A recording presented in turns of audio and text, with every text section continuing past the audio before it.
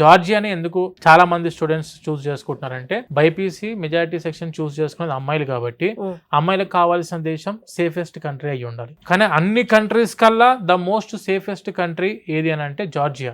So safety point of వ్యూలో, education point of వ్యూలో and post graduation point of వ్యూలో directly they are eligible for the USA free PG.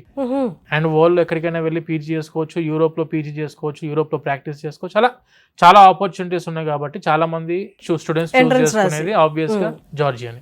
So US లో కూడా వెళ్ళి masters అదే PG post graduation చేసుకోవచ్చు అంటున్నారు కదా. ఇవాళ వీటన్నిటి కూడా మళ్ళీ ఎంట్రన్స్ ఎగ్జామ్స్ ఉంటుంది మేడం.